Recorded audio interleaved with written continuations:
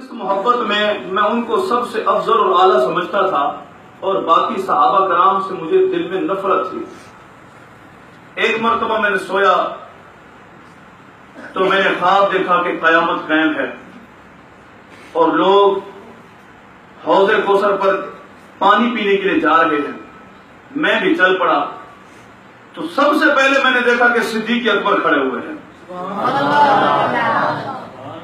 مجھے چونکہ صدیق اکبر رضی اللہ تعالیٰ عنہ سے دل میں نفرت تھی، میں نے کہا میں کیوں صدیق سے پانی مانگوں۔ میں آگے چل پڑا، آگے دیکھا تو فاروق اعظم کھڑے ہوئے تھے۔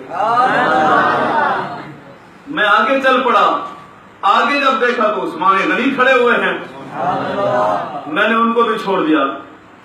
جب آگے گیا تو میں نے دیکھا علی المرتضیٰ شیر خدا موجود ہیں۔ میں خوش ہو گیا کہ اب علی المرتضیٰ کھڑے ہیں، مجھے پانی پلائیں گے۔ میں جو ہی ان کی بارگاہ میں کہ یا علی المرتضیٰ، میں تو آپ کا بڑا محب تھا، آپ سے بڑی محبت کیا کرتا تھا، اب حوض کوثر سے مجھے پانی عطا فرمائیے۔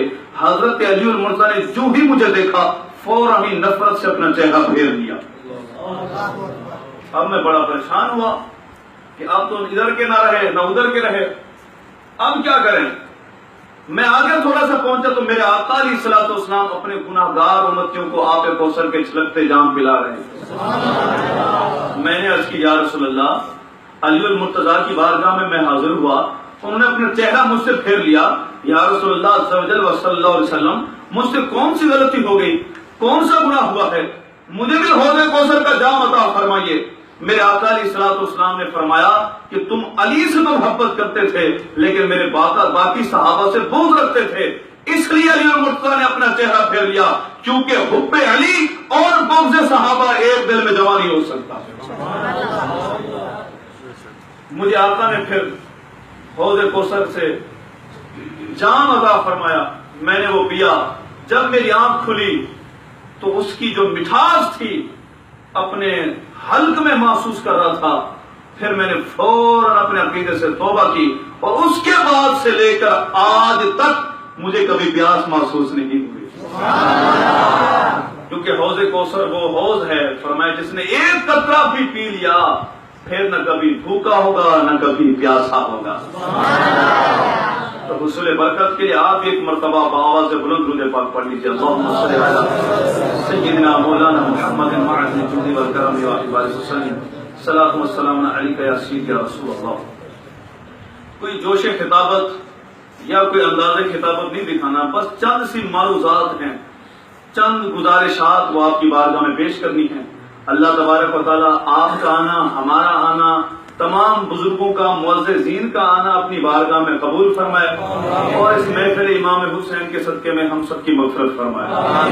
میں اکثر یہ بات کہتا رہا ہوں، کچھ نئے چہرے ہیں کچھ پرانے چہرے ہیں، کہ الحمدللہ عز و جل اہل بیت اطہار سے ہم اہل سنت سب سے بڑھ کر محبت کرتے ہیں، سب سے زیادہ محبت کرنے والے الحمدللہ ہم ہیں۔ جیسے ہمارے امام نے تو بات ہی ختم کر دی تھی کہ تیری نسل پاک میں ہے بچہ بچہ نور کا، تو ہے عین نور، تیرا سب گھرانہ نور کا۔ کہ میرے آقا علیہ الصلوۃ والسلام سید المرسلین، انبیاء کے سردار، امام حسن حسین سیدہ شباب اہل جنہ، جنتی نوجوانوں کے سردار، حضرت فاطمہ زہرا سیدۃ نساء اہل جنہ، جنتی عورتوں کے سردار، اور مولا کائنات علی المرتضیٰ تمام ولیوں کے سردار۔ اور کوئی بات ہی نہیں ہے۔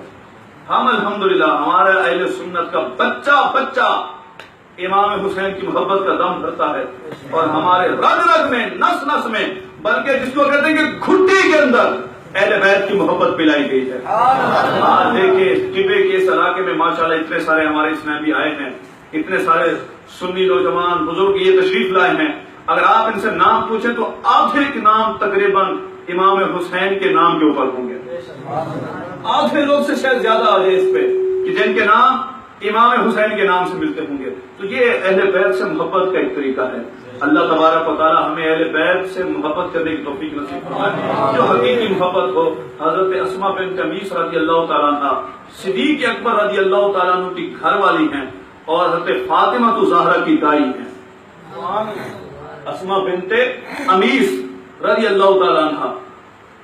فرماتی ہیں کہ جب سے نبی اکرم صلی اللہ تعالی علیہ وسلم کا وصال ہوا ہم نے پھر کبھی فاطمہ الزہرا کو ہنستے یا مسکراتے نہیں دیکھا. اتنی محبت کرتی تھی نبی اکرم صلی اللہ تعالی علیہ وسلم سے. کیوں نہ کرتی؟ حضرت عائشہ فرماتی ہیں.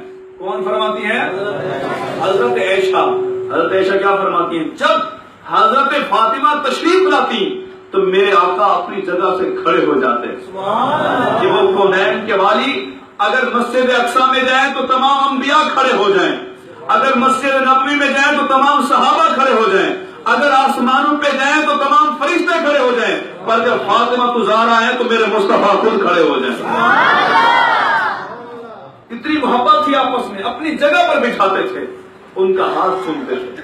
اور جب حضرت علی المرتضی شیر خدا کرم اللہ تعالی وجہ الکریم نے دوسرا نکاح کرنے کا ارادہ کیا, حضرت فاطمہ نے جا کے عرض کی, یا رسول اللہ صلی اللہ تعالی وسلم, آپ اپنی بیٹوں کے معاملے میں سختی نہیں کرتے, لیکن آپ کو میں بتا دوں کہ علی المرتضی دوسرا نکاح کرنے والے ہیں. میرے آقا علیہ الصلوۃ والسلام نے فوراً خطبہ ارشاد فرمایا کہ جب تک فاطمہ علی کے نکاح میں ہے, علی کو دوسرا نکاح کرنے کی اجازت نہیں ہے. اتنی محبت تھی اپنی بیٹی سے. کیوں نہ ہوتی؟ حضرت زینب جو نبی اکرم صلی اللہ علیہ وسلم کی صاحبزادی ہیں, ان کے جو شوہر ہیں مسلمان نہیں ہیں, آپ نے ہجرت کروا دی, وہ مکے میں رہ گئے, لیکن جب جنگ بدر ہوتی ہے قید ہو کے آتے ہیں, اب فدیہ کے طور پہ ہار پیش کرتے ہیں. میرے آقا جب ہار, وہ وہی ہار تھا جو حضرت زینب کو جہیز میں دیا گیا تھا. میرے آقا جب ہار کو دیکھتے ہیں اپنی بیٹی کی یاد آ جاتی ہے اور کہتے ہیں صحابہ اگر ہو سکے تو یہ ہار میری بیٹی کو واپس کر دو. اتنی محبت کرتے ہیں اپنی بیٹیوں سے. اور میرے حضرت فاطمہ الزہرا بھی محبت کرتی ہیں. جب سے آقا علیہ الصلوۃ والسلام کا وصال ہوا کسی نے مسکراتے نہیں دیکھا, صرف ایک مرتبہ مسکرائیں, ایک مرتبہ صرف.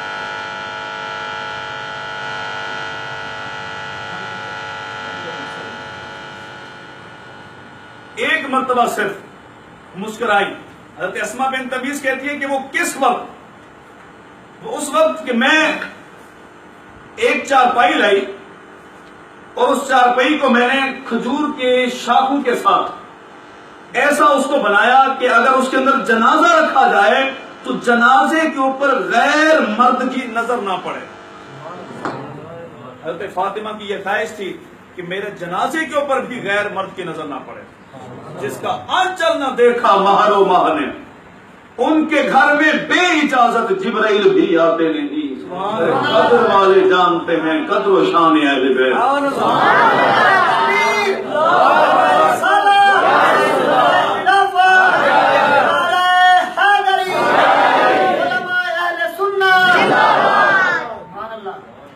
اس وقت سے مسکرائی, کس لیے کہ میرے جنازے کے اوپر بھی غیر مرد کی نظر نہ پڑے گی.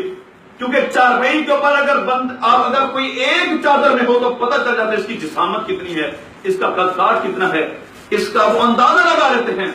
لیکن اس وقت وہ مسکرائی کہ کسی ایک کی نظر بھی نہ پڑے گی, وہ میری جسامت یا قد کاٹ کا اندازہ بھی نہ لگا سکیں گے. یعنی پردے کی اتنی پابند حضرت فاطمہ الزہرا رضی اللہ تعالی عنہا, اتنی پابند. 10 محرم الحرام کی رات ہے, پتہ ہے اہل بیت کو کہ صبح ہم سب کو شہید کر دیا جائے گا. حضرت علی المرتضی نے پہلے ہی خبر دی تھی, میرے آقا نے پہلے بتا دیا تھا کہ میرا یہ بیٹا حسین کربلا میں جا کے شہید ہوگا. پہلے سے آپ کی شہادت کی خبر مشہور تھی.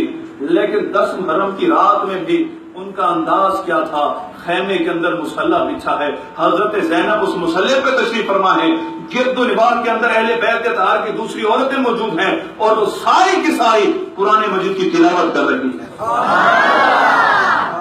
اور باہر خیمے کے امام حسین رضی اللہ تعالیٰ عنہ مسلح پر تشریف فرما ہے.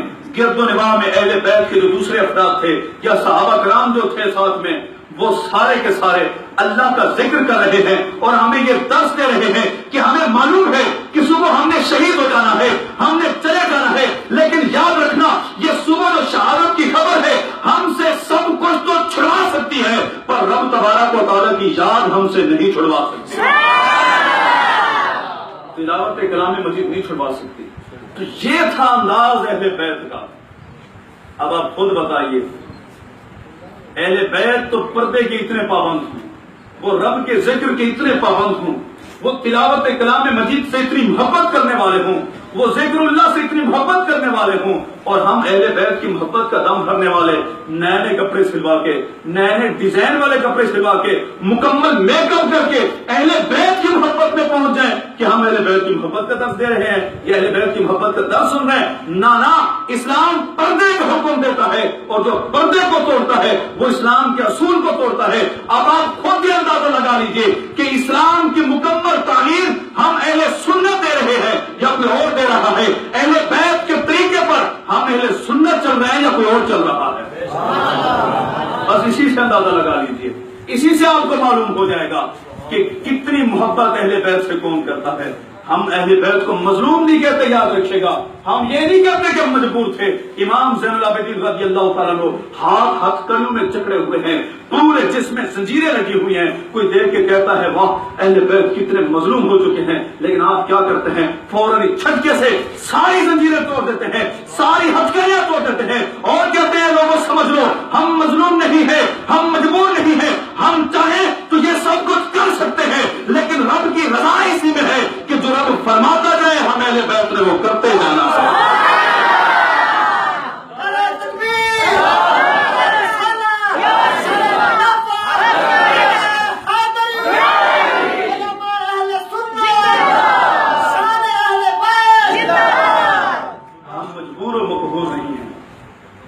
ہم مجبور نہیں ہیں۔ میں یہ کیسے مان لوں کہ شام کے دربار میں کوئی اتار لے ردائیں آپ کے ہوتے ہوئے، یا رسول اللہ آپ موجود ہیں، ما کان اللہ لیعذبہم وانت فیہم، جب تک آپ ان میں موجود ہیں اللہ ان کو عذاب دے نہیں سکتا۔ کیسے اہل بیت نے اپنی ردائیں اتار دی، کیسے وہ اپنا سب کچھ پیٹتے ہوئے باہر آ گئے؟ نہ ایسا ہرگز نہیں ہو سکتا۔ اور یاد رکھیے گا، اگر بالفرض ایک لمحے کے لیے توجہ چاہیے گا آپ کی، ہم مان لیں ہوا مثال کے طور پہ یہیں پہ ہم رہتے ہیں اسی ٹبے میں، اللہ نہ کرے کسی کی بیٹی کے ساتھ کسی بدماش نے راستے میں روک لیا، اس کا آنچل اتار لیا، اس کا دوپٹہ کھینچ لیا، اس سے بدتمیزی کرنے کی کوشش کی، اتنے میں لوگ پہنچ گئے، مکمل بدتمیزی ہوئی یا نہ ہوئی چھڑوا لیا گیا، ہو گیا۔ اب اگلا سال جب آیا وہی دن، میں لوگوں کو اکٹھا کروں، ممبر بچھاؤں اور لوگوں کے فلاں بن فلاں کے ساتھ ان کی بیٹی کے ساتھ اس دن میں یہ ہوا تھا وہ ہوا تھا، تو وہ کیا کہیں گے؟ ارے وہ تو ہو چکا جو ہو چکا، تم مزید میری عزت کو تار تار کر رہے ہو، مزید میری عزت کو خراب کر رہے ہو، باقاعدہ لوگوں کو بتا رہے ہو کہ میری بیٹی کے ساتھ یہ ہوا۔ اگر خدا نہ خواستہ اہل بیت کے ساتھ ایسا ہوا تو ممبر بچھا کے اس کے اوپر بیٹھ کے اہل بیت کی عظمت کو تار تار کرنا، ان کی عصمت کو تار تار کرنا، ان کی عزت کو تار تار کرنا، یہ اہل بیت سے محبت نہیں بلکہ مزید اہل بیت کی توہین ہے۔ اللہ تبارک و تعالی ہمیں اہل بیت سے محبت نصیب فرمائے۔ اللہ یہ اس سال میں الحمدللہ یہ محفلوں کا انہوں نے کیا، الحمدللہ ہماری توقع سے زیادہ ہمیں فوائد ہوئے۔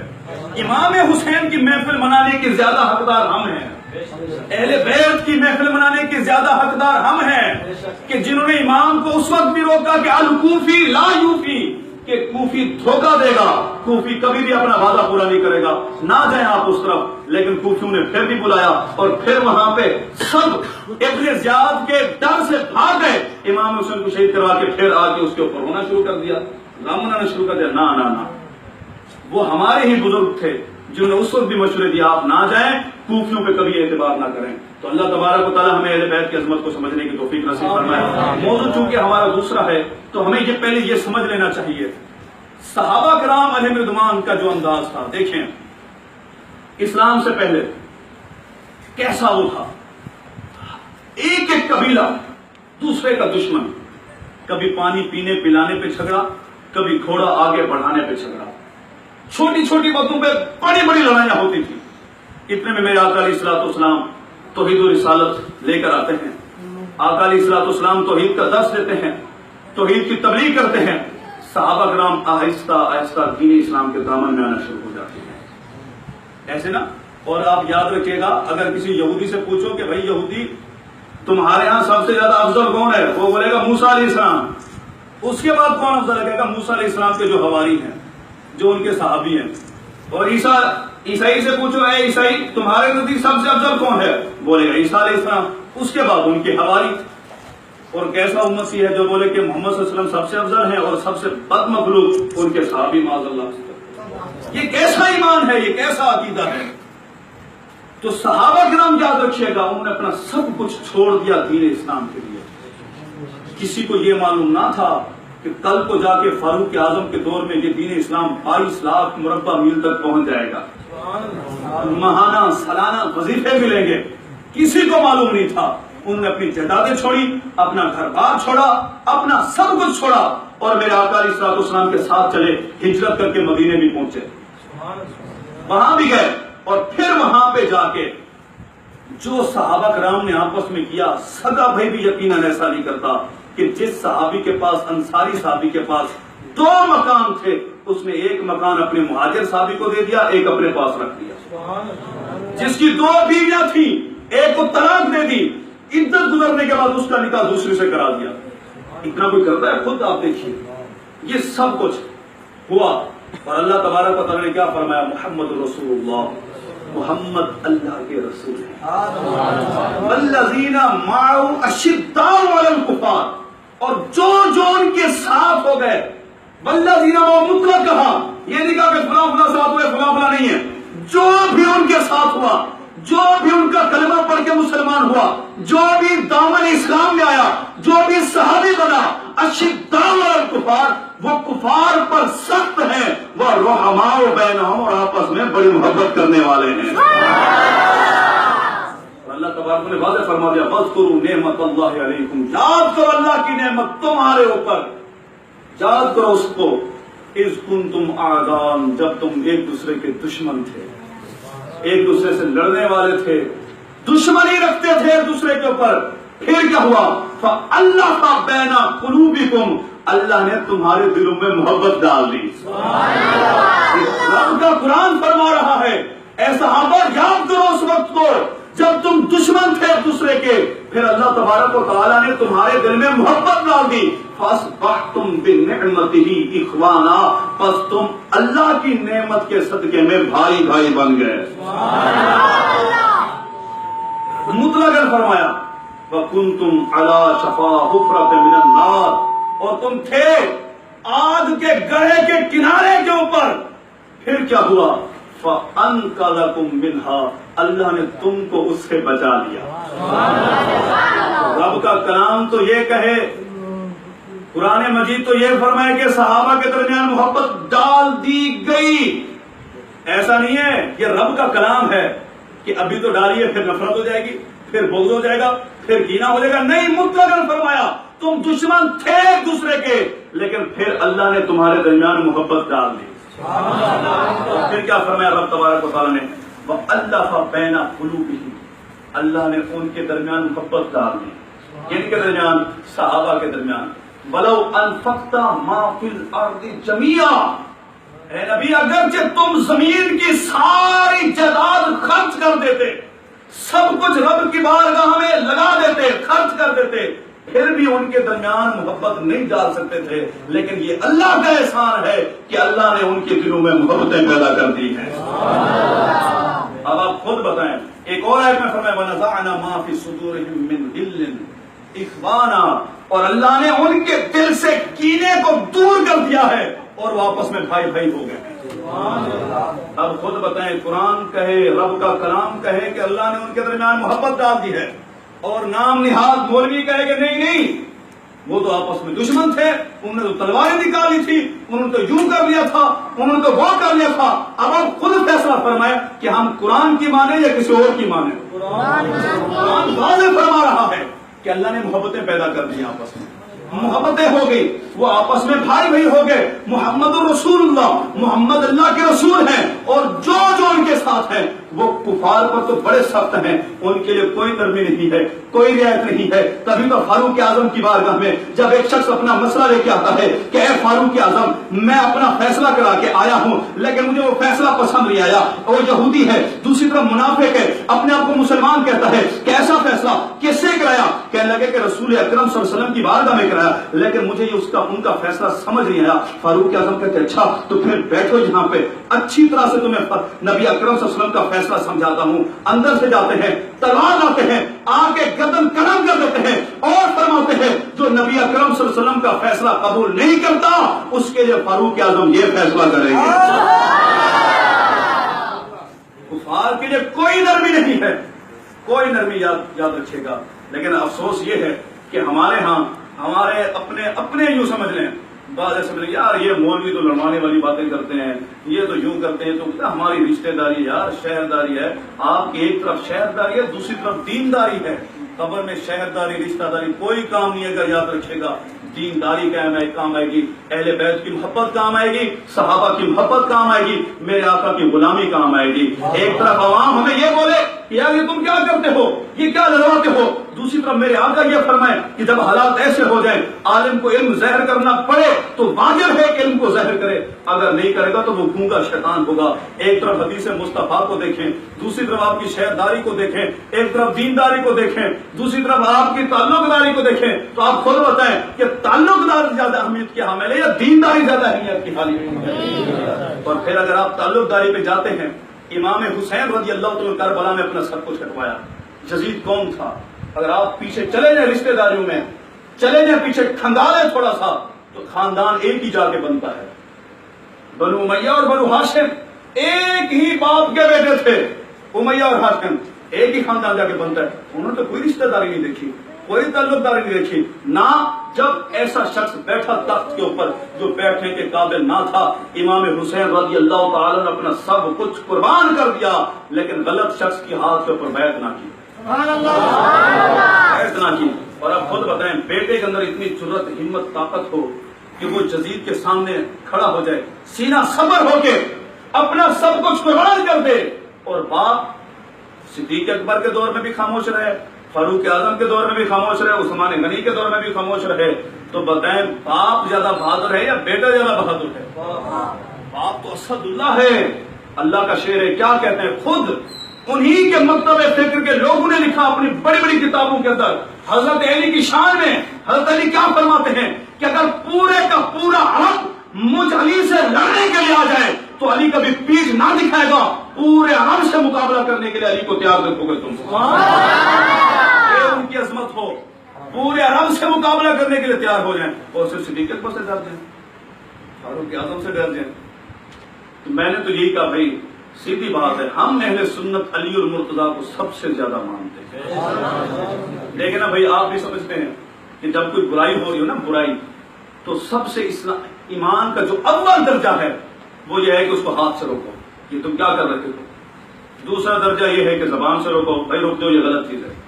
تیسرا درجہ ہے کہ دل میں برا جانو. ایسے نا یہ 3 درجے ہیں. یہ سب سے کمزور درجہ ایمان کا, دل میں برا جاننا. صدیق اکبر رضی اللہ عنہ خلیفہ بنے, بات کو سمجھیے گا, اگر برائی ہوئی, غلط ہوا, تو علی اور مرتضیٰ نے کیوں نہیں تلوار اٹھائی, علی اور مرتضیٰ نے کیوں نہیں زبان سے روکا, صرف دل میں برا جان لیا جو ایمان کا کمزور درجہ تھا. تم شیر خدا کے لیے ایمان کا کمزور درجہ ثابت کرتے ہو, کیوں مسلک کے تحت خاموش رہے, حسین میں ہو گئے. نہ ہم یہ کہتے ہیں کہ اگر برائی ہوتی تو علی ضرور تلوار اٹھاتے, علی ضرور زبان سے بھی روکتے, علی دل میں بھی برا جانتے. تو اب بتائیے علی کو ہم نے مانا یا کسی اور نے مانا ہے؟ کہ ہم دل سے بھی ان کو وہ برا سمجھتے علی اور مرتضیٰ, اور زبان سے بھی روکتے اور تلوار بھی اٹھا لیتے. یہ تھا انداز صحابہ کرام کا. جو بھی اختلاف تھا وہ کس وجہ سے تھا؟ اگر تھوڑا بہت ہوا تو صرف غلط فہمیاں تھیں آپس میں, اور کچھ بھی نہیں تھا. آپس میں وہ بھائی بھائی تھے. کبھی حضرت علی المرتضیٰ سے آپ کسی کے بارے میں نہ سنو گے, کبھی صدیق اکبر سے نہ سنو گے, فاروق اعظم سے نہ سنو گے. جتنی باتیں آپ کے پاس پہنچتی ہیں اس کی کوئی اصل نہیں, کوئی حقیقت نہیں, من گھڑت. بخاری شریف کے حدیث پاک ہے, حضرت عقبہ بن حارث کہتے ہیں کہ ایک مرتبہ نماز پڑھ کے حضرت علی اور مرتضیٰ بھی نکلے, صدیق اکبر بھی نکلے. دونوں بھائی آپس میں جا رہے ہیں, باتیں کرتے ہوئے جا رہے ہیں. راستے میں امام حسن کھیلتے ہوئے نظر آتے ہیں.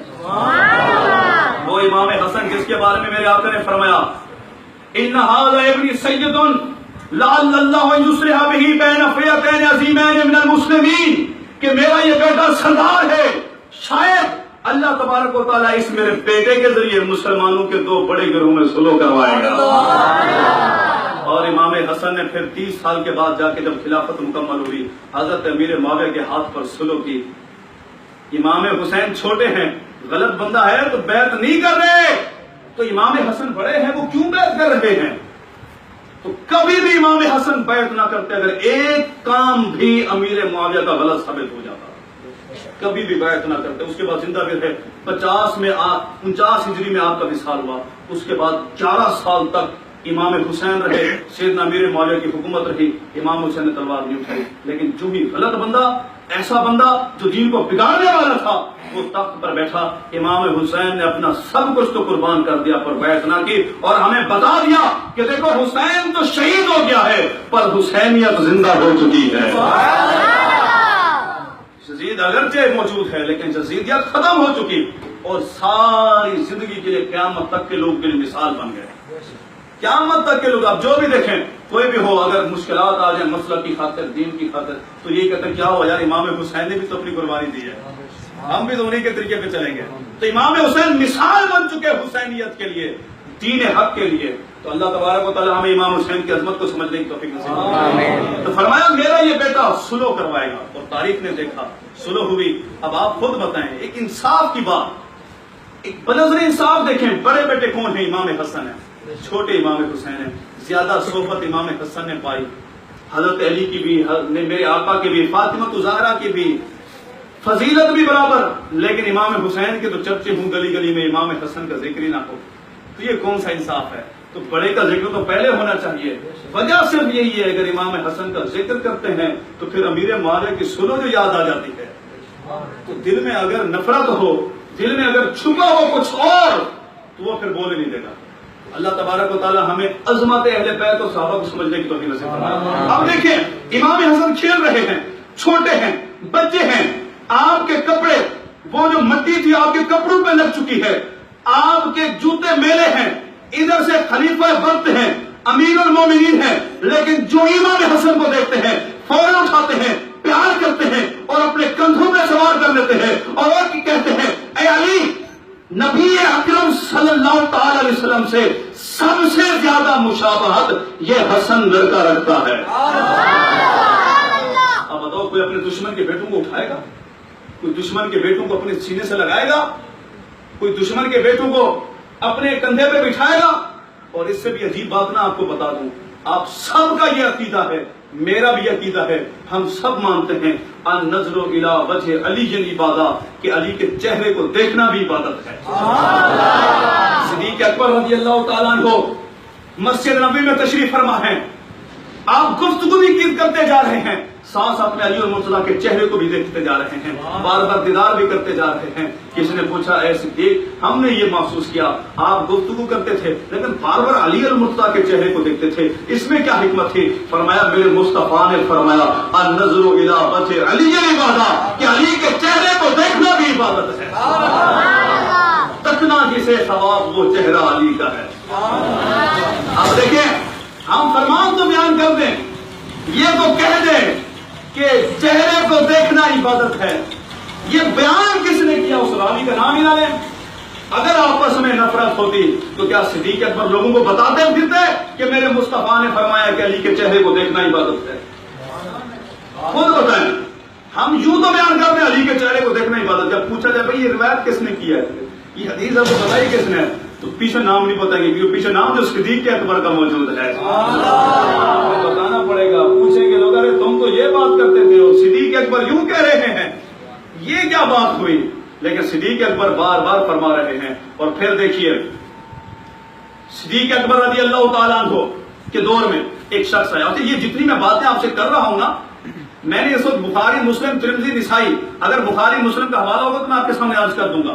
جتنی باتیں اور کر رہا ہوں نا، یہ جتنی بھی کر رہا ہوں یہ انہی کی کتابوں کے حوالے سے کر رہا ہوں. اگر کسی کو حوالہ چاہیے ہوگا تو میری جیب میں موجود ہے، یہ پورا تفسیر کے ساتھ موجود ہے، کتاب کے ساتھ سب کچھ کر سکتے ہیں. میں انہی کے ذریعے سے چل رہا ہوں تاکہ سارے مان لیں اس کو کہ واقعی ان کی آپس میں محبت تھی. ہمیں غلط سکھایا گیا، غلط بتایا گیا، ہمیں غلط. آپ دیکھیں ایک عام سا بندہ ہوتا ہے، اب ہمیں آگے بتاتے ہیں کبھی کبھی طالب علم بیچارے جو امامت کرانے آتا ہے، نمازیں پڑھاتے ہیں، ایک عام سا بندہ ہے جس کو نماز کا طریقہ نہیں آتا، جس کو روزے کا پتہ نہیں ہے، جس کو جو ہے نا وہ وضو کے فرائض نہیں پتا، وہ بھی کہتا میں نہیں مانتا عمر کو، میں نہیں مانتا علی کو. ارے وہ فاروق اعظم تیرے ماننے سے کیا ہوگا جب میرے خود مصطفیٰ نے فرما دیا لو کان بعد نبی لکان عمر بن الخطاب، اگر میرے بعد کوئی نبی ہوتا تو عمر بن الخطاب ہوتا.